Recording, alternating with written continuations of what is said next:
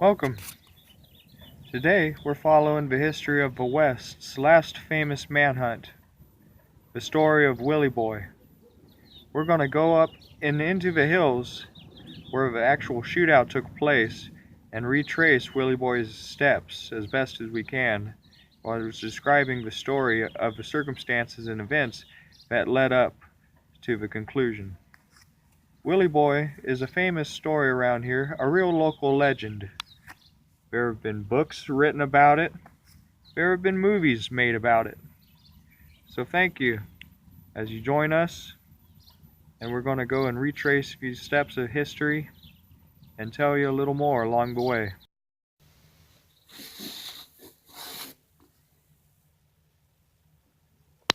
Map of the chase of Willie Boy. As you can see, he started right here in Banning, made his way all the way through Whitewater, up the Morongo Pass, through the Sawtooth Mountains to Pipes Canyon, where Lola was found dead. He made his way then all the way past here to the Bullion Mountains, now on the Marine base, to 29 Palms, then backtracked his way past Surprise Springs all the way to here, Ruby Mountain, where we're headed today. Just up in the hills above my house, about 12 miles up, is where this famous shootout took place. They call it the last manhunt, when actually the Wild West had died 20 years before the summer of 1909 when these events took place. But for a brief period of time, the spirit of the Wild West was awoken again for this one final chase. So thank you for joining us. I got all of these pictures here in the book that show exactly where the spot was that he is found. We're going to retrace these steps of men taken over 100 years ago and find this exact spot where the shootout happened. December 1956 issue of Real Magazine.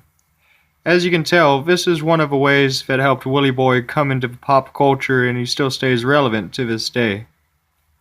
Really, he is just a guy in love with a girl, ran off with her, marriage by capture as they'd call it, and it ended very tragically for him.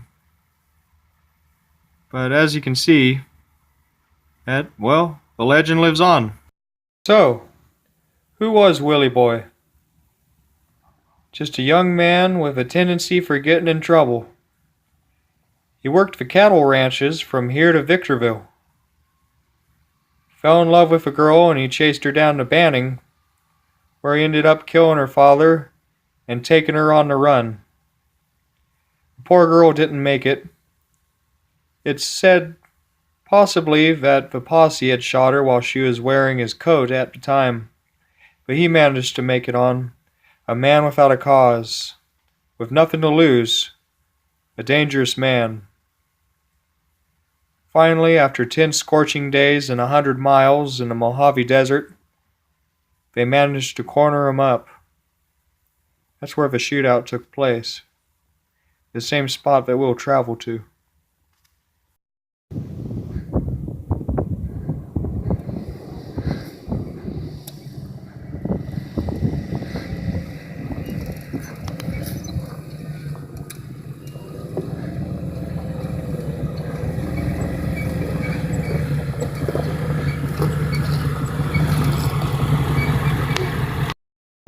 I've got the book, and that's the picture. This looks like it's the right rock. Big boulder in the background, check. Rock right here at the side, check. Yep, this definitely looks like the spot. The proof is definitely in the picture. Here, we can see the same rocks, and there lies Willie Boy, 1909. So,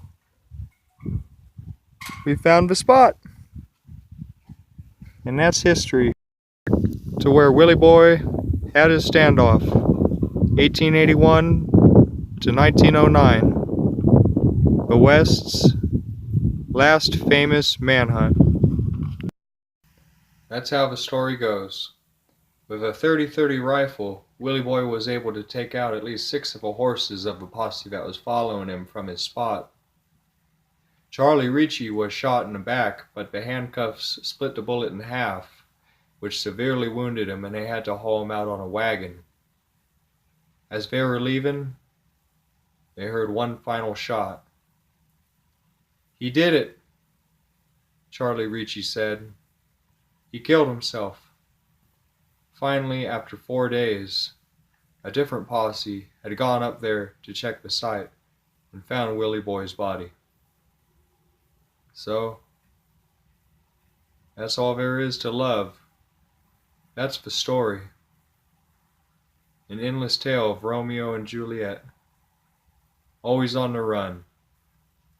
So, thank you for watching, and I hope you tune in for more. Well, till next time, 'cause there will be plenty more adventures and many more stories to tell. Take care, everyone. See ya.